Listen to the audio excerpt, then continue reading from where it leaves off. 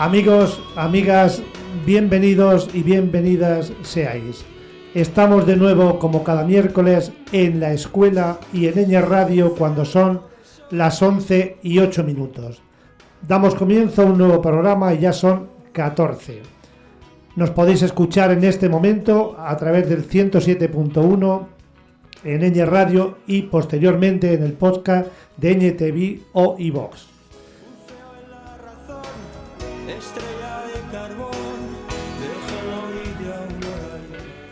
Cada día estamos más convencidos con la siguiente idea: tomar conciencia de los valores trascendentales que el mundo educativo puede aportar a nuestra realidad cotidiana y además para mejorar la sociedad. Hoy hablamos de la Facultad de Educación de Ciudad Real y por tanto queremos que tenga el protagonismo que se merece durante estos minutos de programa para cuantas personas nos escuchéis en directo o en las redes o en el podcast del programa. Agradecer el control del sonido a Julia, que también se encarga de la música. Agradecer la labor de Paulino y Antonio en la difusión por las redes sociales y que nos habla Ángel Morales Camacho.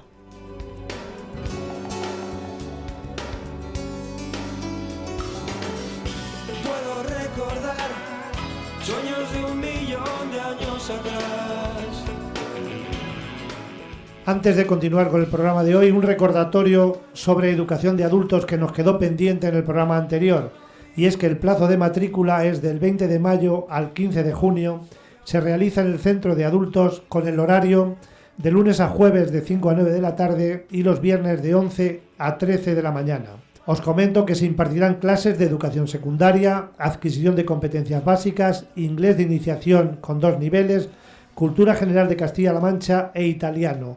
Una oferta variada y amplia para todas las personas que quieran seguir con su formación permanente, tal y como hablamos en nuestro anterior programa. Me entrego a tu fulgor,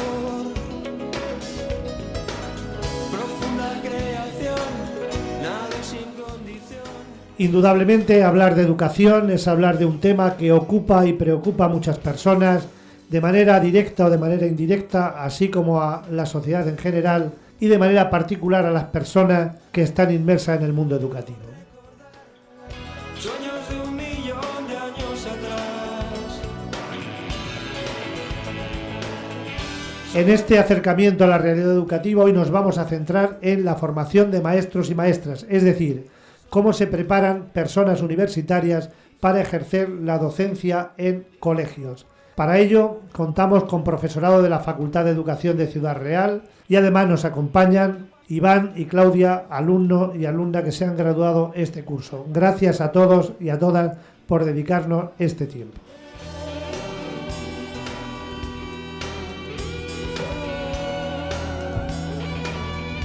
Vamos, en primer lugar, y agradeciendo por supuesto la colaboración, a presentar a las personas que participan en el programa de hoy. En primer lugar, la vicedecana de profesorado y profesora de psicología, Ana Callejas Albiñana. Bueno, buenos días. Soy Ana Callejas Albiñana. Soy vicedecana de profesorado en la Facultad de Educación de Ciudad Real y también soy profesora de psicología de la educación en la misma facultad.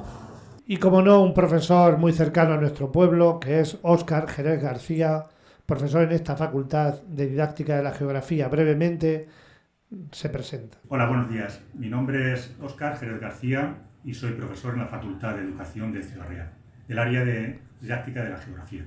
Bien, más adelante seguiremos hablando con ellos y ahora vamos a presentar a quienes están aquí más cerca. En primer lugar, Claudia.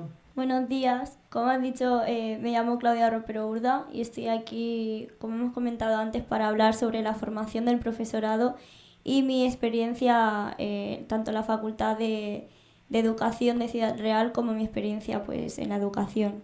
¿Y en qué especialidad has acabado? En infantil, educación infantil. Muy bien. ¿Y Iván? Hola, yo soy Iván Casela y estoy aquí en la radio también pues para hablar de lo mismo que mi compañera Claudia. La especialidad que he hecho yo es primaria y la mención de inglés. Muy bien, ya tenemos a los alumnos, tenemos a los profesores y en primer lugar vamos a hablar de la experiencia docente de Óscar Jerez García. De forma breve, si tuviese que resumir los 25 años que llevo trabajando en la universidad, 20 de ellos en la Facultad de Educación, como profesor, como investigador y también como gestor, como vicedecano de la facultad, por ejemplo, o como director académico del vicerrectorado de docencia y, bueno, además de otros cargos y cargas académicas que no voy a enumerar por no aburrir a la audiencia. Pues, como digo, yo resumiría estos 25 años en 25 segundos parafraseando un pensador griego de hace 2400 años que decía algo así como que solo sé que no sé nada. Con la diferencia de que Sócrates lo decía con humildad, pues era, como todos sabemos, el mayor sabio de su época, y yo lo digo con conocimiento de causa, pues lo poquito que vamos aprendiendo intentamos darle una utilidad social y educativa. Y mira, todas las publicaciones, libros, artículos científicos, congresos, conferencias, en fin, estancias de investigación en centros de reconocido prestigio, etcétera, todo eso que nos piden que rindamos cuentas, realmente es que no sirve absolutamente para nada si no tiene su repercusión en la sociedad, y especialmente en nuestro alumnado. Y eso es a lo que nos dedicamos de la mejor forma pues, que podemos y que sabemos y con toda la humildad posible. Hay un proverbio africano que dice algo así como que para educar a un niño hace falta una tribu entera. Bueno, pues mi currículum se resume en eso, en formar parte de esa tribu enseñante, formadora y educadora. Muchas gracias, Óscar. Y antes de seguir, vamos a hacer un poco de historia. La Facultad de Educación antes se llamaban escuelas normales y proliferaron a lo largo del siglo XIX con la finalidad de formar a una población que se quería más culturizada frente a una sociedad que era la sociedad del antiguo régimen, que tenía otras características. La palabra normal alude a que debe servir de norma o regla para los demás, es decir, formar a personas que sirvan de ejemplo a la sociedad. La primera escuela normal se creó en Francia en el año 1794. Lo hizo Joseph Lancana y se trataba de unos cursos para preparar a maestros, futuros maestros en el arte de enseñar y con vocación de servir de norma y regla de las que se crearan después. Como vemos, ya estamos hablando de la vocación hace más de 200 años. A continuación, conoceremos en la voz de Óscar cómo es el plan de estudios que tiene la Facultad de Educación de Ciudad Real. En relación con la pregunta anterior, actualmente se ofertan dos titulaciones, grados o títulos universitarios, como queramos llamar. El grado del maestro en educación infantil y el grado del maestro/maestra en educación primaria. Se ha optado en las carreras actuales por la formación de un profesorado generalista, no especialista como las diplomaturas anteriores. Eso sí, a partir de tercer curso, el alumnado puede elegir una mención. La mención es la denominación actual y pedante, por otra parte, de la especialidad, pero que no es obligatoria. En la práctica, la mayor parte de estudiantes se especializan en una mención, pero repito, no es obligatoria. De esta forma se ofertan menciones en educación física, en música, en lengua inglesa, en lengua francesa, en pedagogía terapéutica, en educación y lenguaje, y creo que no se me olvida ninguna. Además, también se oferta la titulación de la DECA, que son las siglas de la Declaración Eclesiástica de Competencia Académica. Es el título universitario que habilita para ser profesor de religión en la escuela de infantil y de... ¿Cómo se estructura la carrera? De forma resumida, podríamos articularla en tres grandes bloques. Un primer bloque de contenidos socio-psicopedagógicos, por denominarlo de alguna forma, es decir, asignaturas de psicología, sociología, de pedagogía, de didáctica general, de organización del centro escolar, etc. Un segundo bloque de contenidos disciplinares, es decir, relativo a las ciencias del currículum, las ciencias referentes del currículum, pues por ejemplo, asignaturas como didáctica de las matemáticas, didáctica de la lengua, didáctica de las ciencias naturales, etc. O didáctica de la geografía, que es la que imparto en mi caso. Y un tercer bloque de prácticas, el más importante, desde luego, sin desmerecer la necesidad formativa de los anteriores. En este sentido, pues hay dos periodos de prácticas. Uno en tercer curso, de carácter más observacional, podríamos decir, y otro en cuarto, más activo y participativo, y más largo, más extenso en el tiempo también. Además, por otra parte, es obligatoria la elaboración de un TFG, que son las siglas del trabajo fin de grado, que es una asignatura y la elaboración de un trabajo en el cual pues, el alumnado tiene que demostrar que ha adquirido todas las competencias de la titulación y que es común a todas las carreras universitarias de cualquiera de las 5 ramas de conocimiento en las que se clasifica. Y por último me preguntaba sobre la oferta educativa en nuestra facultad. además de la formación de maestros, maestras en educación infantil y en educación primaria. Tradicionalmente, las escuelas de magisterio se han dedicado a la formación del profesorado de estas dos etapas educativas. En la actualidad, y por primera vez en la historia, los maestros pueden cursar también estudios hasta de doctorado. Antes un diplomado no podía. Ahora se oferta, pues, además del máster de educación secundaria, que es un máster profesionalizante, es decir, orientado a una actividad profesional concreta. Como digo, además de este máster, también se oferta un máster en investigación e innovación educativa, que es un máster orientado a la investigación y que capacita para realizar el doctorado. En este sentido, por ejemplo, pues ya tenemos maestros que también realizan su actividad investigadora en la facultad y ya se ha leído y se ha defendido alguna tesis doctoral elaboradas por maestros, pero además también tenemos maestros, maestras que han seguido su carrera docente en la universidad y son profesores de maestras y de maestros, algo completamente impensable hace apenas unos años. Pues muy bien, es verdad que la formación es muy completa y que además tiene futuro y que se puede formar a futuros maestros y maestras. Hay una cosa que a mí me preocupa y es ¿qué consideráis esencial o qué es lo más importante para ser un buen maestro o para ser una buena maestra?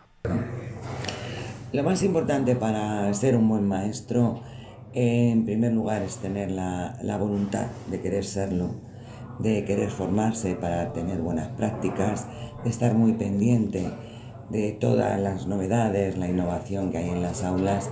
Y yo, pues como psicóloga, siempre hablo de la parte afectiva. Un buen maestro para mí es aquel que quiere a sus estudiantes, que quiere a sus alumnos, que no solamente les quiere, se lo demuestra y les ayuda en ese crecimiento emocional, en ese crecimiento de conocimiento, en ese crecimiento propio de las edades de primaria y de infantil. Y luego que tenga iniciativa, que tenga muchas ganas, aunque como humanos unas veces tenemos más ganas, otras veces menos, pero que forme parte de su profesionalidad, no dejarse llevar por un mal momento, bien del tipo que sea, personal, bien profesional, pero es muy importante para mí el conocimiento y la parte afectiva. Bien, eso es lo que opina la vicedecana. Iván, ¿tú qué consideras importante para ser un buen maestro? Pues también, como ha dicho ella, tener la vocación de ser maestro o maestra, porque hay mucha gente que al la carrera de magisterio tener una nota de corte algo baja, pues se mete ahí como última opción, o por hacer algo, por estudiar algo. Y yo creo que tendrían que tener en cuenta, si quieres hacer la carrera de magisterio, otras cosas aparte de solo la nota que saques en la EBAU. Por ejemplo, hacerte una entrevista como le hacen a los policías, pues de que estés bien psicológicamente y todo eso. Muy bien, para empezar no está mal, Iván, tu opinión. Claudia, ¿tú qué consideras que tiene que tener una buena maestra? Para comenzar, como han dicho tanto Ana como Iván, la vocación es un punto fundamental. Además, también, además de transmitir los conocimientos base en cada una de las etapas del proceso educativo, me parece muy importante educar en las emociones y en los sentimientos, ya que a veces no se le da la importancia que realmente tienen, y en mi caso, al estudiar infantil, creo que es un punto clave para formar de manera integral a la persona. Bonita visión la que tenéis de esta profesión, o de este oficio, o de esta vocación.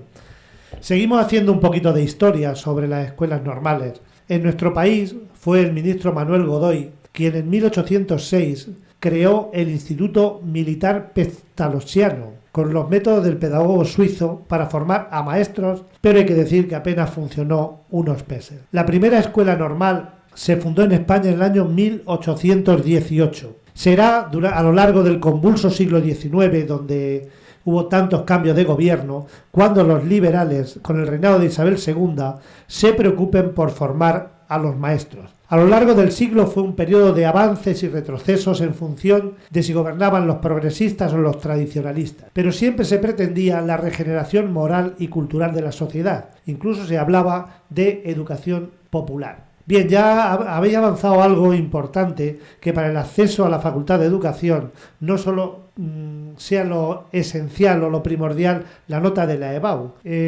Nos van a decir si consideran que para el acceso a la Facultad de Educación sería interesante realizar algún perfil psicológico o alguna prueba y cuál es el nivel de motivación y de responsabilidad del alumnado. Los profesores nos cuentan algo. Sería necesario sí hacer una especie de criba, pero no una criba, digamos, siempre hemos luchado por subir las notas porque vengan aquí, pero sí sería importante que viniese gente con ganas de ejercer una vocación, una profesión tan fácil y a la vez tan difícil, porque embarca muchas cosas. Entonces, lo que sí hay que tener en cuenta es la parte en que vayan a volcarse en la formación de los estudiantes y ellos mismos busquen y te generen inquietudes de estar permanentemente adaptados a las necesidades sociales de conocimiento y personales, tanto a nivel de estudiantes como a nivel de prueba psicológica. Pues a lo mejor hacia el final, ver una prueba vocacional que podríamos entender como que el trabajo fin de grado fuera algo así, pero ver las actitudes que realmente tienen como docentes sí sería una buena opción. Yo no lo haría directamente como acceso, pero que tampoco se fuera la carrera a la que accedo porque no me han dado en otro sitio. Bueno, yo a Ana la aprecio mucho, la quiero mucho y la respeto mucho, pero como siempre, o como casi siempre, suelo estar en desacuerdo con ella. Bueno, en este caso hay muchas cosas que estoy de acuerdo, pero una en la que no concuerdo es el hecho de hacer una prueba inicial. Por supuesto, final ya las tienen y las tendrán en oposiciones, que realmente la oposición es un examen. Pero para acceder a la carrera docente, como para acceder a medicina o para algunas carreras yo creo que importantes, y como se hace en muchos países europeos y no europeos, yo creo que es fundamental, y aquí por la experiencia creo que también, esa prueba de acceso a los estudios de grado de maestro tanto en infantil como en primaria. ¿Por qué? Primero, tenemos unas aulas extremadamente masificadas. O sea, esto perfectamente que las organizas. Entonces, tenemos aulas con 70, 80 y más de 100 alumnos. Hemos llegado a tener, cuando las diplomaturas, yo he tenido clases de 115 alumnos y caben 120, es decir, completamente masificadas y saturadas, ¿no? Los alumnos están hacinados y es un poco como puede ser la calidad docente en estos casos, o das conferencias o no puedes dar otro tipo de dinámicas, ¿no? Entonces, de ese porcentaje de estudiantes, ahora me parece que son 70, no menos, 50 o 60, ¿no?, por grupo, y aún así son demasiados. Yo no sé cómo medir la motivación, pero sí es cierto que la motivación está cayendo cada vez más. Es decir, cada vez hay menos gente que está motivada y un grupo poco numeroso que está extremadamente motivado. Entonces, meter en un aula es como tú que te gusta el fútbol y en un mismo equipo de fútbol, no sé, yo no entiendo mucho, a Messi, Ronaldo, esta gente conmigo, con aficionados, con gente pues el equipo no puede funcionar bien, ¿no? Entonces, en un aula ocurre lo mismo. Hay gente, además se sabe perfectamente quiénes son, grupo de 8, 10, 12, que se les ve que tienen madera de maestros del principio, y luego hay grupos bastante numerosos. Pero no tienen por qué ser las mejores calificaciones. Pasa No, exactamente. Es que para mí lo difícil es cómo haces una criba al principio. Yo la criba creo que la puedes hacer al final, diciendo al final o en algún momento determinado, a mitad, por ejemplo. Pero yo creo que al principio no, a lo mejor la criba estaría en reducir el número de plazas de acceso. Por ejemplo. Esa sería una solución. Bueno, también os voy a decir, por ejemplo, me consta que en asignaturas como medicina, odontología, farmacia, lo antes posible se encuentran con la realidad, con esa realidad desagradable que uno no quiere ver y se lo ponen prácticamente al poco de empezar, porque vaya ganas de que una persona esté mucho tiempo, dedique cursos enteros y luego al final se dé cuenta de que se había equivocado Pero eso aquí se tiene, porque ellos tienen experiencia con el mundo real dentro de los centros, en el Practicum 1 y en el Practicum 2. Es decir, no son carreras que dices, bueno, pues como, no sé, por poner un ejemplo, filología inglesa, que no tienen prácticas en ningún momento, o cualquier otra que no tenga práctica. Aquí sí, y es cierto que pocos, pero algunos sí que terminan diciendo, esto no es lo mío, que es una de las ventajas. A lo mejor había que ser más exhaustivo en la corrección o en el seguimiento de esas prácticas. Pero las prácticas, Ana, las tienen en tercero y en cuarto. Sí. Los médicos ponen a diseccionar cadáveres en primero.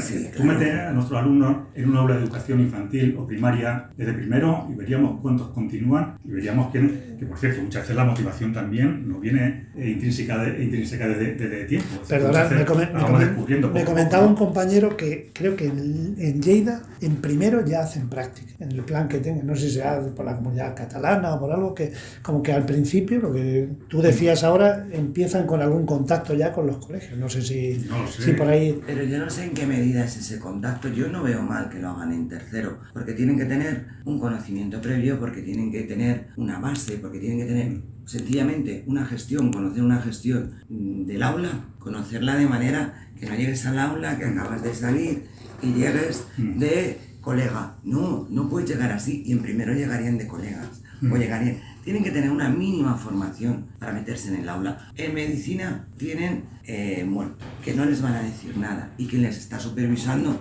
la persona. Pero es que los centros no están muertos, son niños. Niños que saben tener su opinión, niños que saben valorar, niños que... Y les vamos a mandar a un chaval, una chavala, una formación que no tiene. Entonces yo creo que hay que esperar y que sepan manejar algo. Permíteme una pequeña reflexión rapidísima y pasamos a otra pregunta si quieres.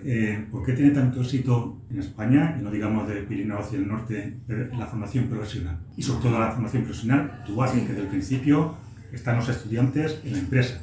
Tú imagínate que hubiese una competencia en magisterio y que hubiese una formación profesional, que ya la hay en infantil, primaria por ejemplo, donde desde el principio el alumnado estuviese en el colegio. Por supuesto que hace falta esa parte teórica. Es que lo mismo que en medicina no van directamente con personas, van con muertos. Que son personas, en una empresa son papeles. Tienes un error informático y la puedes liar muy parda, pero no es una persona que le pueda tener una consecuencia mayor. Bueno, pero tampoco sería dejarlos el primer día ya enfrentados a la realidad de un grupo en solitario. O sea, eso no se hace... Claro, por eso digo que a lo mejor hay que buscar fórmulas Son observadores. Es decir, no están ni tú habrás tenido alumnos de práctica, ¿no? Pero tienen que observar, el cometido de la facultad es observar cómo se está trabajando en ese aula para que sean críticos con lo que se supone ya saben, ya han aprendido y generen una crítica con respecto a lo que están viendo. Digan, pues me parece que se está haciendo muy bien o mal. Me has convencido. Bien, parece que se han convencido y la verdad es que se esgrimen argumentos a favor y en contra de cuándo empezar y yo creo que es interesante que se mantenga ese debate. Personalmente considero que cuanto antes un chico o una chica se vea cuál es la realidad de un colegio, mejor. Estamos hablando de observar, no tanto de llevar a cabo la dirección de un grupo de niños o de niñas. Bien, seguimos un poco con la historia. En Madrid se creó la primera escuela normal para varones en 1836 y curiosamente tuvieron que pasar 21 años para crear la de mujeres, que fue en el año 1857. Se llamó Escuela Normal Central y su primer director fue el pedagogo Pablo Montesino. Será la ley Moyano del 9 de septiembre de 1857 la que hable ya de las escuelas normales como escuelas profesionales. Y en este momento vamos a conocer algunos datos de la Facultad de Educación. La Facultad de Educación que, como decimos,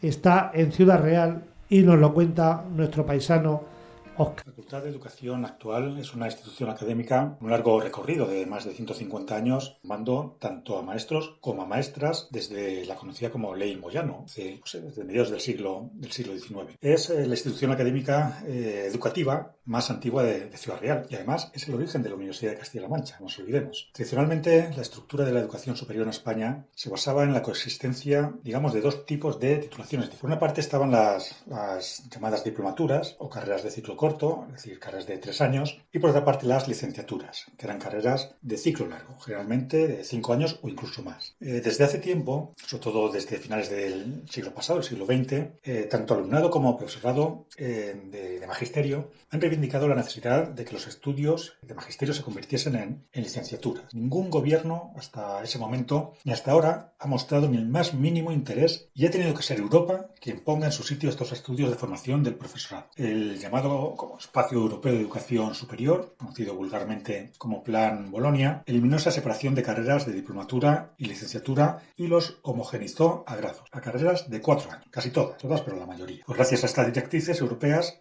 Las diplomaturas de magisterio se transforman en grados y las escuelas universitarias se convierten en facultades. De esta forma, pues en el año 2010, nuestra facultad nace siendo nuestra facultad de educación, me refiero, siendo el primer decano Emilio Nito López. Y desde entonces pues se imparten 2 grados, el grado de maestro en educación infantil y el grado del maestra en educación primaria. Llega un momento especial en todas las mañanas de los miércoles, que es el que dedicamos al cuento. No a vivir del cuento, sino a contar un cuento. En esta ocasión, el cuento de Jorge Bucay, que lleva por título Darse cuenta.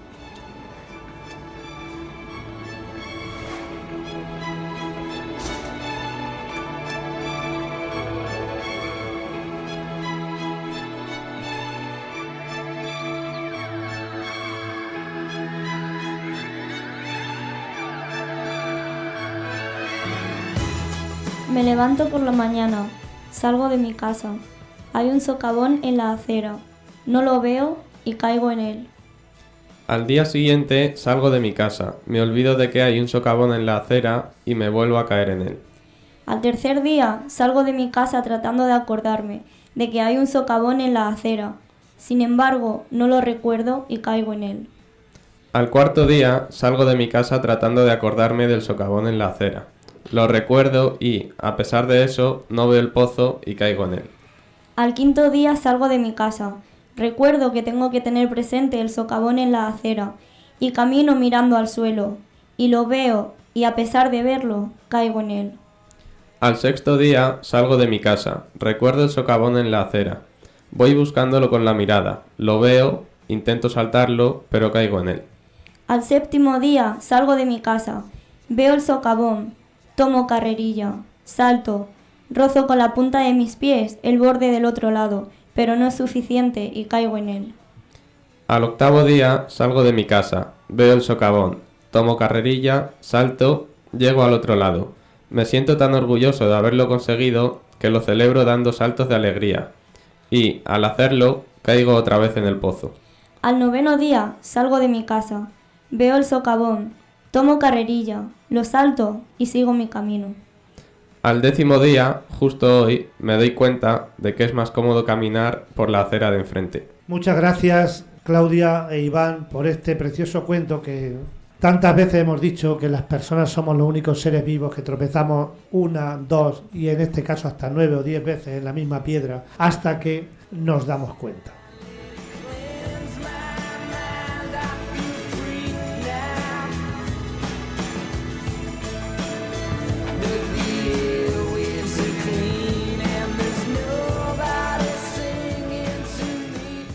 Continuando con la historia, en el año 1914 los estudios de maestro y de maestra eran de 4 cursos. Fijaos que luego ha tenido que ser, como dice Óscar, la Unión Europea lo que nos ha dicho que era mejor ser grado que no ser diplomatura como era con 3 cursos. Quiero traer a colación unas palabras del profesor de una escuela normal llamado Rodolfo Llopis, que en el año 1927 decía: formar, independizar, sostener y fortalecer el alma del maestro con el fin de que ésta fuera el alma de la escuela, y ya se incluye la escuela normal en el ámbito universitario. Se habla de un plan profesional con 3 periodos, uno de cultura general, otro de formación profesional que sería en las escuelas normales y un tercero de práctica docente en las escuelas o colegios. Todo cambió evidentemente cuando en el año 1991 se funda la Facultad de Educación. Cambiando un poco de contenido, vamos a hablar de la evaluación, y al hablar de la evaluación debemos tener en cuenta el nivel de conocimiento sobre currículum del alumnado, pero además de la nota en contenidos, se valoran otros aspectos como iniciativa,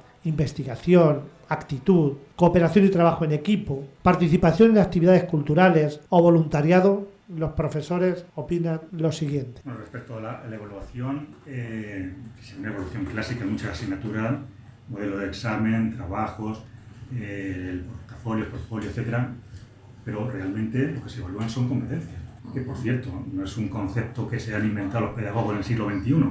Ya los gremios en la Edad Media hablaban de competencia, ¿no? Entonces, en ese sentido, cada asignatura en la formación del profesorado, del maestro, de la maestra de educación primaria, conlleva la adquisición de toda una serie de competencias. Algunas son generales de la universidad, específicas de la facultad, de la titulación, perdón, y otras aún más específicas de esa asignatura, ¿no? Entonces, en ese sentido, por supuesto, no solamente se valoran conocimientos, habilidades, destrezas, normas, convivencia, etc. Y en ese sentido también muchas asignaturas, yo obviamente puedo hablar de la mía, y aquí cada cual tenemos nuestra parte en la formación, ¿no? Sí que realizamos algunas actividades, por ejemplo, de educación en valores, seminarios de educación ambiental, de educación vial, educación para la paz, etcétera, relacionadas en este caso pues, con la didáctica de la geografía, ¿no? Dentro del área de ciencias sociales. Pues sí, voy a tener que estar de acuerdo con él a pesar de que no esté de acuerdo conmigo. Es verdad que en la mayoría de las asignaturas, como tenemos que evaluar competencias y tenemos que realizar seguimiento de cómo van avanzando, se utilizan, se hacen. Luego ya lo que es más difícil de controlar o es más difícil de evaluar quizás sea la implicación del alumno en todas esas competencias. Porque sí que no hay un criterio tal cual que te diga, pues se ha implicado muchísimo, o sea, trabajan en grupos cooperativos, lo ves en el aula, la implicación, ves pues la iniciativa que tiene, el interés, eso sí lo vas viendo. Pero yo, por ejemplo, que doy en primero, veo una evolución, digamos, indirecta cuando los vuelvo a coger en el TFG, una evolución en esa implicación. Entonces, bueno, lo evalúo, pero más que evaluar, yo creo que lo inicio, desde mi asignatura, se inicia en la adquisición de esas competencias. Está claro que en la Facultad de Educación se forman de manera inicial a los futuros maestros y a las futuras maestras y que siempre se puede mejorar algo. Queríamos saber qué se puede mejorar en la formación inicial y luego, cuando acaban su periodo antes de graduarse, realizan el practicum el alumnado. Y queríamos saber pues, con qué criterio eligen colegio, si se fijan en los proyectos de los colegios o cuáles son las directrices que tienen los chicos y chicas a la hora de elegir el colegio para realizar sus prácticas. Bueno, pues a la hora de mejorar, como en todo es mejorable, lógicamente. Entonces, bueno, yo creo que se podría mejorar en cuanto a pues, la distribución de planes de estudio, se podría mejorar o un poco hacer un poco más práctico, o con más asignaturas que están relacionadas, pues hacerlo de forma conjunta. Es decir, la mejora, desde mi punto de vista, estaría en una especie de coordinación o de asignaturas que son complementarias, que se vea cómo se complementan. Un poco lo de los ámbitos que se... Exacto, o sea, ahí habría que hacerlo. Es difícil. Luego, a ver, el sistema nos presenta lo que ha evaluado como algo, pero cara a la formación inicial, en conjunto, en planes de formación, habría que mejorar determinados aspectos y en algunos incluso hacerlos más prácticos o dar más posibilidades a esa vinculación que se hablaba antes con las prácticas. Que yo creo que hay, porque en el tema de prácticas, motivación que tienen hacia los colegios, pues van al colegio que conocen, al de su pueblo, a donde han estudiado, les agrada muchísimo, a ellos como alumnos y a los profesores que lo reciben. Es verdad, ¿eso funciona bien? Sí, funciona bien, pero a lo mejor habría que obligar, entre comillas, que en el segundo practicum cambien de centro a uno distinto, incluso de localidad. Por ejemplo, los ámbitos rurales están muy abandonados y quizás sea su primer puesto de trabajo. Entonces aquí vamos más, o ellos eligen más, centros más cómodos. Podría mejorarse eso también. Vale, muy bien la visión. Yo rubrico todo lo que ha dicho Ana. La formación inicial... Mejor, con menos palabras. Añadiría un par de cosas, retomando la pregunta anterior. Lo primero, acceso, es decir, restringiría de 50 a la mitad, me quedo corto, y con esa prueba de acceso también. Yo no entiendo psicología, pero seguramente, bueno, en otros países, en Finlandia, y hablan mucho del sistema educativo finlandés, y así le van, que la mitad están guiados y se meten en las aulas pegando tiros, pero tiene cosas muy buenas. Entre ellas el acceso, es decir, son grupos muy reducidos. Una vez que accede el cuello de botella en Finlandia y en otros países también, está en el acceso a los estudios de grado, como se denominan. No sé si Finlandia está en el espacio europeo de educación superior, creo que sí, de magisterio, de maestro, ¿no? Parece ser donde se exige casi más nota. Está a nivel aquí de las medicinas y ese tipo de estudios. Eso mismo ocurre con los maestros allí. Tienen otro perfil. Exactamente, pero una vez que acceden, ellos no hacen oposiciones. Y de hecho ahí funciona de otra forma, son los ayuntamientos los que contratan al profesorado y demás, ¿no? Entonces tienen la vida suelta en cuanto a su futuro profesional, ¿no? Entonces, obviamente no es muy complicado que en España cambiar esta metodología, ¿no? Pero sí para mejorar la formación del alumnado, futuro profesorado, y sobre todo por favorecer también a nosotros mismos, ¿no? A la docencia, ¿no? Claro. Podemos trabajar con 50 más repetidoras, que son 60, 70, 80, que trabajar con 25, 20, y o sea, perfectamente en primaria, ¿no? Claro. Y lo otro que has preguntado... Las prácticas, ¿cómo deciden los alumnos dónde hacer las prácticas? Sí, bueno, lo ha dicho perfectamente Ana. Sobre las prácticas, añadís un par de cuestiones más. Tenemos programas de práctica no solamente en colegios, en centros de educación infantil y primaria, sino también en muchas otras instituciones, en asociaciones, en ONGs, en instituciones penitenciarias, me imagino, también, ¿no? Y tenemos una muy bonita, que hace ya varios años, a lo mejor tú lo puedes contar mejor, de prácticas en los campamentos de refugiados saharauis, Sí. En Tinduf. Sí. ¿Cómo se llama el país este? En Argelia, sí. Yo he conocido compañeros que han estado allí. Justo. Entonces, pues eso también motiva al alumnado y yo creo que son cuestiones en las que también se... Pero probablemente hay los que se apuntan o las que se apuntan a eso son esa minoría que decíais que realmente ya tienen... Pero eso luego les vale a nivel de acceso a la función o No, es una práctica como otra, ¿no? Eso es algo voluntario, es algo pues que también está muy reducido, probablemente, como reducido en la medida que se pueda. Habría más que quisieran ir, pero siempre ahí sí se hace una pequeña criba porque no pueden ir todos. Porque hay un número determinado. Exactamente. Está muy bien. Yo por lo que he oído, no he estado allí nunca, ni he gestionado ni nada de esto. Yo por lo que he oído, a las madres y padres de los que han ido, les influye mucho, les afecta mucho, les enseña mucho, pero no es perdurable. Porque cuando ellos ven allí una realidad que no es la realidad de aquí. Les impacta, ¿no? Les impacta, les dura un poco. A mí al menos una madre me decía, les dura un tiempo, luego ya se acomodan a lo que hay aquí. Pero es una experiencia que deben vivir, es una experiencia, es como ir de Erasmus, o ir de... Siendo universitarios y teniendo la oportunidad, es algo que deben hacerse. A lo mejor otra de las cosas que podríamos tener aquí más, cuestión de Erasmus. Se utiliza poco el Erasmus aquí. O sea que todo eso... Bueno, pero de entrada de estudiantes, pero de salida sí tenemos varios programas. Sí, pero no hay tanta vida como puede haber en otras facultades, ¿no? Porque en el momento que le dices Practicum 1 no te puedes ir a cualquier sitio, claro, porque el sistema no es igual. O Practicum 2, no, está reduciendo una posibilidad. No, que cambie de una comunidad autónoma a otra, pues imagínate de un país a otro. Claro. Bueno, ahí quedan las opiniones del profesorado y queríamos conocer la opinión que tienen sobre estos temas los alumnos que nos acompañan aquí. Entonces quiero brevemente que nos resuman su experiencia en la Facultad de Educación y cómo valoras los periodos de prácticas en los colegios, el Practicum 1 y el Practicum 2. Claudia, cuéntanos un poquito. Pues bueno, para mí la experiencia en la facultad ha sido bastante buena. Sí que un aspecto a tener en cuenta sería la ratio las personas que hay en el aula, ya que en mi caso éramos en torno a 80-88 y creo que sería conveniente hacer ratios más pequeñas para poder impartir pues los conocimientos de mejor manera y su comprensión. También ha sido bastante enriquecedora, ya que he conocido a personas bastante brillantes, compañeros y compañeras en esta formación y en cuanto al profesorado creo que también me ha brindado ese conocimiento para poder llevarlo a cabo posteriormente como futura docente y por su parte he recibido también un trato excelente en cuanto a todo lo que he necesitado. ¿Y con respecto a las prácticas en los colegios? Respecto a las prácticas, también ha sido una experiencia bastante enriquecedora y muy agradecida, la verdad, en el colegio que he estado, que es el Colegio Rufino Blanco. Tanto el trato recibido por la tutora de la facultad como la tutora del aula de 4 años de infantil.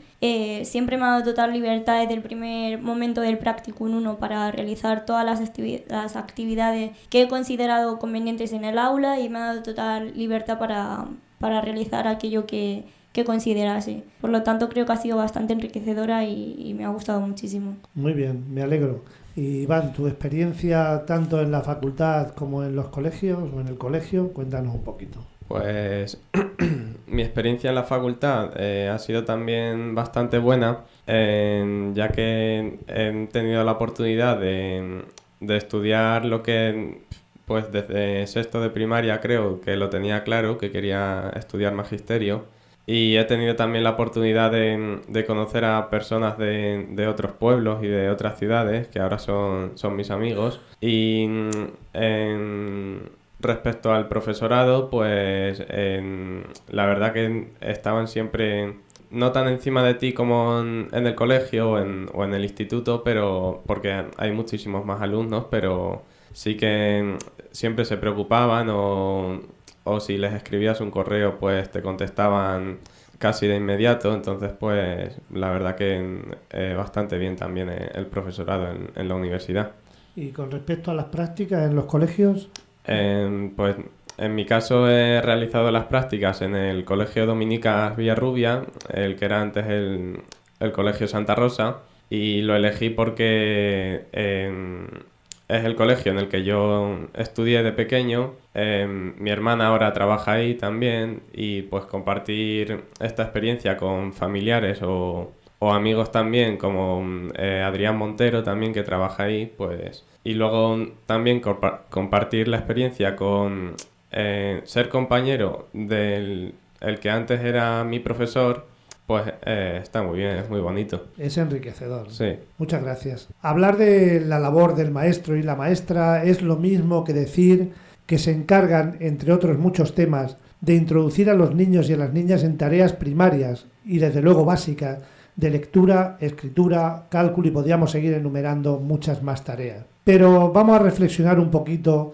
sobre la etimología de dos palabras. No podemos olvidar que muchas de nuestras palabras provienen del latín. Vamos a ver de dónde viene maestro y de dónde viene ministro. Y aquí no son palabras mías, sino que están tomadas de otras personas. Maestro procede del latín magister, que significa más que. Por tanto, estas personas destacan o están por encima del resto por sus conocimientos y habilidades. Ministro procede del latín minister, que significa menos que. Y concretamente en Roma, minister era sirviente, subordinado y necesitaba bien poco para ejercer. En estos momentos yo me pregunto, ¿qué se exige para ser ministro o ministra? Sí sabemos que para ser maestro o maestra es necesario ser graduado universitario, antes diplomado en escuelas normales, como se sigue denominando aún en Francia e Hispanoamérica, mientras que ministro puede ser cualquiera. Bien, para acceder al trabajo docente, en la actualidad el sistema es un sistema de oposición, estamos hablando del acceso a la función pública, pero puede haber otras alternativas. Queremos ver qué opináis sobre el acceso a la función pública, si oposiciones, otras alternativas, y también si el trabajo docente está bien valorado a nivel social. Iván, ¿qué opinión tienes tú sobre estos dos aspectos? Para acceder al trabajo docente, si considero las oposiciones u otras alternativas, pues sí, obviamente no tenemos más opciones. Ahora esta semana tenemos que hacer la entrega del TFG y ya una vez nos lo acepten y lo defendamos, pues ya a estas oposiciones no llegamos, pero mi intención es prepararme para las siguientes dentro de 2 años, y en estos 2 años también pues echar currículum en cualquier colegio, en todos los colegios de la zona, privados y concertados, y pues bueno, pues si hay suerte, y si no, a estudiar, que es lo que hace todo el mundo. ¿Y cómo consideras el trabajo docente a nivel social? A nivel social no es que esté mal visto, pero sí que se piensan que es súper fácil la carrera de magisterio. Y yo, por ejemplo, en mi caso, mis amigos, que en estos 4 años que llevo estudiando magisterio, pues desde el primer año me decían, pues vas a ser profesor, no sé qué, y vas a pintar y colorear todo el rato, o hacer collares de macarrones. Y pues eso, no es que esté mal visto, pero sí que está visto como algo súper fácil y tal, pero a ver, yo sé que luego también lo dicen de broma, sí. Pero bueno, nosotros vamos a ser nosotros los que eduquemos a futuros maestros o médicos y sobre todo a los futuros ciudadanos y ciudadanas de este país. Claudia, ¿tú qué opinas de todo esto? Yo en mi caso también considero las oposiciones y como ha dicho mi compañero Iván, tampoco creo que haya mucha alternativa ya que es necesario para entrar en colegios públicos. Y como también ha comentado, pues yo también tengo pensado echar currículum para trabajar en escuelas concertadas, privadas. Y por lo tanto también me gustaría, para conseguir puntos durante este periodo hasta que vuelvan a salir de nuevo las oposiciones, me gustaría seguir estudiando y formándome. Y en cuanto a nivel social, creo que no está realmente valorada esta profesión, ya que pues suelen hacer bromas con ese tipo de cosas también, y incluso cuando se está ejerciendo la labor docente, profesores como de las materias de música o de educación física realmente los consideran como maestros, pero de asignaturas que no tienen ninguna importancia, sin darles realmente el reconocimiento que se les debe aportar. Muchas gracias. El profesorado, vamos a ver si comparte vuestra opinión sobre el acceso a la función docente y sobre la valoración social del maestro y la maestra. Con respecto al acceso a la función pública docente, yo considero que las oposiciones es un examen más. Entonces, la diferencia que hay entre una maestra maestro y el que no lo es por un examen, que como hemos hablado antes, fuera de micrófono, si uno tiene un mal día, puede estar muy bien preparado y ese día no rinde, puede dejar de ser maestro o viceversa. O alguien, por contar experiencias, la mía propia, y otras experiencias, y de aprobar unas oposiciones que no es ni más ni menos que otro examen más, con su práctica, con su presentación de la programación didáctica, de su unidad didáctica, etc. Pero realmente es un examen. Entonces, al final tenemos que hay maestros que sin tener esa motivación de la que hablábamos, espero que sean pocos o ninguno, simplemente por aprobar un examen ya están ejerciendo esa profesión y viceversa. Y hay otros porque no se tiene en consideración todo el proceso formativo, lo que ha hecho que en la facultad, todas esas aportaciones que hemos dicho antes, curriculares, extracurriculares, de prácticas, no solamente en colegios, etcétera, eso no se tiene en cuenta absolutamente para nada.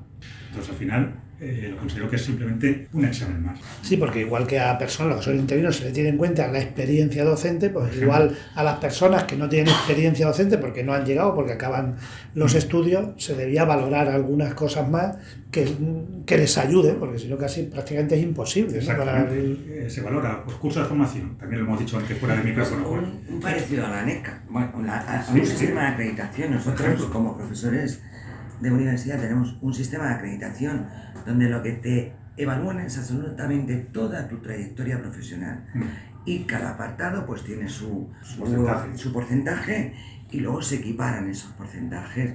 Es verdad que para nosotros, por ejemplo, el tema de investigación es el más valorado, pero si equiparas con tanta docencia he dado y ahí nosotros presentamos, y creo que es un factor, podría ser un poco a tener en cuenta, presentamos valoración de nuestros estudiantes y a nosotros nos interesa la evaluación de los estudiantes primero por algo personal, es decir, dónde falla, y por otro lado porque nos cuenta. Entonces, para que nos cuente, ya podemos hacerlo bien, ya podemos tener un esfuerzo para que los estudiantes al menos agrade nuestra clase y nos den. Entonces yo creo que a lo mejor la oposición, en vez de tanto examen como tal, un seguimiento diciendo, vamos a ver qué aporte ha hecho, qué calificaciones tiene en esto, en lo otro, cuál ha sido su implicación, qué ha hecho, qué tal. Cada apartadito tiene su tal. Y yo luego les pondría que me dieran una clase a mí, porque lo que más hay que valorar es esa transmisión como maestros, cómo sé yo enseñar. Sí. Porque eso es importante. Entonces, claro, hay veces que no saben tan bien enseñar. En ese proceso de enseñanza-aprendizaje,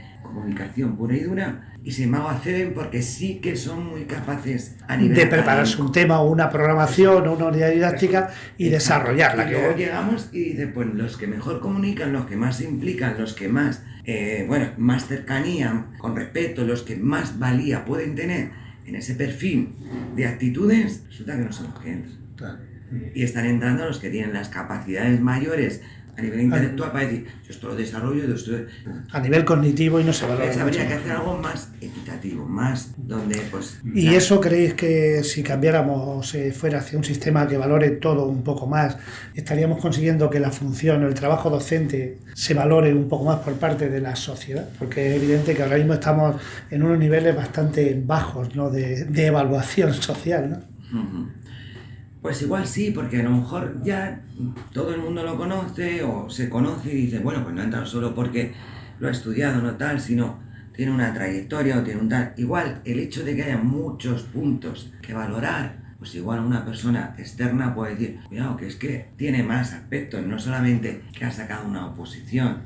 También la situación que tenemos y hemos tenido, y no sé, yo creo que seguirá mejorando, pues es una evolución, y en este caso involución social, que todo el mundo puede ser maestro, maestra, todo el mundo puede enseñar algo, sí, pero no todo el mundo sabe gestionar en un aula. Y gestionar un grupo, porque es difícil. Óscar, ¿tú cómo ves el trabajo docente?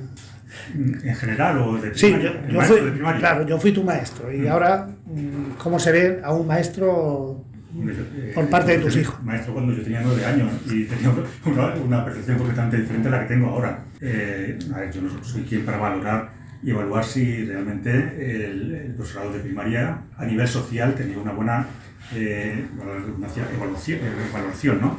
Pero yo creo que sí. Es decir, yo no sé si... si nos ponemos a comparar una jerarquía, un ranking, yo no creo que esté mejor ni peor valorado que un médico de atención primaria, o un médico especialista en cirugía cardiovascular, o un profesor de física cuántica en la universidad, o un agricultor que cultiva brócoli en Murcia con agua del trasvase Tajo Segura. Es decir, que yo creo que estamos todos más o menos en la valoración justa que nos merecemos. Yo creo que los maestros, quizás, estamos hablando de los años 80 cuando tú fuiste maestro mío, que tenéis más autoridad, y no era tu caso precisamente, que era todo mucho más asambleario, fue completamente radical tu planteamiento en las aulas, ¿no? Pero partíamos de esa figura autoritaria del maestro. Ahora yo creo que es justo al revés. La figura autoritaria es el alumnado y sobre todo los padres, el padre, la madre, los tutores, los padres del alumnado, ¿no? Que son los que casi incluso imponen el currículum en primaria. Sí, pero bueno, yo creo que tienen que estar las tres partes implicadas, la familia, el profesorado y el alumnado, porque si no, algo falla. Entonces, ¿qué es lo que ocurre? En los casos que son noticias es precisamente porque se extrema la intervención de una de las partes y no se respeta. Te decía Ana que si no hay respeto no hay tolerancia y si no hay tolerancia no hay convivencia. A ver, yo soy hija de maestros, me he criado en un pueblo donde los maestros eran los maestros y eran maestros dentro y fuera del colegio y a todas horas. Y yo creo que esa sensación, esa implicación directa con el alumnado, a nivel personal dice mejor, yo termino mi trabajo y como todos los demás, que también ha habido un sector que ha buscado eso. Y yo creo que la situación que tiene ahora mismo, o esa, no sé, como le habéis llamado, pero esa falta o esa poca autoridad o lo que sea, que yo no le llamaría autoridad, creo que ha sido a nivel social. O sea, mi infancia con mis padres era la hija del maestro y la hija del maestro no es que fuera más ni menos, es que era la hija del maestro. Y a mí me han educado diciendo que tienes que demostrar en todo. Y luego mi padre y mi madre, pues en el pueblo eran los maestros. Dentro, fuera, llegaban en mi casa y era muy normal que llegase la madre con el hijo a que le explicase algo porque no era capaz. Esa implicación los maestros han ido de los pueblos. La mayoría ya residen. Entonces ya ese contacto también ha hecho que afecte, que no culpo a nadie. No. Que es social. Hay menos contacto social probablemente de los maestros. Porque ya viven en Ciudad Real o viven en no sé dónde o simplemente no se implican. Yo digo mi vivencia. Entonces creo que es social. Eso ha hecho que también los padres o la sociedad diga, nadie más que nadie, médicos, cirujanos, todos somos iguales y aunque yo no sepa de algo, tú me lo tienes que explicar y te exijo. Se han perdido determinados respetos, pero que no está mal. O sea, que tampoco es decir, vamos a seguir manteniendo a los que tienen otra... No, pero que sí que ahí hay que volver a luchar por determinadas, sobre todo por tolerancia, por respeto y porque, bueno, cada uno esté en su sitio y representando lo que es. Ya está. Eso. Gracias, Ana. Gracias, Óscar. Gracias, Claudia. Gracias, Iván, por estas palabras que hemos escuchado. Llega el momento de despedirse. Bueno, pues muchísimas gracias por invitarme y me ha sido un placer compartir con vosotros, con Óscar y contigo estos momentos y con la gente que nos está escuchando. Muchísimas gracias y que paséis un buen día. Pues digo lo mismo que Ana, muchas gracias por acordaros de nuestra facultad, de nosotros. Ha sido un placer compartir este momento. Estáis invitados, las puertas están abiertas para volver a hacer una segunda parte, tercera, cuarta, quinta y las que hagan falta. Claudia, dinos algo para despedirnos. Muchísimas gracias por brindarme esta oportunidad y por invitarme hoy. Gracias a ti, Iván. Lo mismo, muchas gracias por invitarme y por acordarte de mí y ya está. Pues bueno, ya está.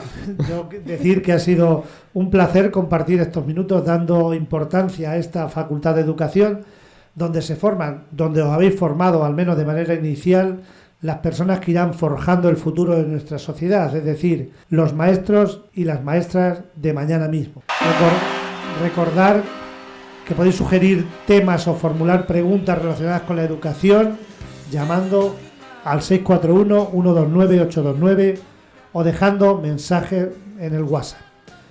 Una vez más, gracias Julia por el control del sonido, gracias por subir a las redes la información, Antonio y Paulino, y deciros que la próxima semana el tema no está agotado, volveremos a hablar de la formación de maestros, pero en este caso no habrá profesores, solo vamos a tener a futuros maestros y maestras que se han graduado, algunos están preparando las oposiciones, ya Iván y Claudia quedan invitados a estar aquí la próxima semana y sería el miércoles 8 de junio.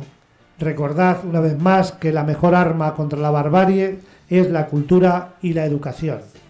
Saludos, paz, salud, sobre todo eso, mucha paz que falta nos hace y abrazos para todos y para todas. Buenos días. Buenos días. Buenos días.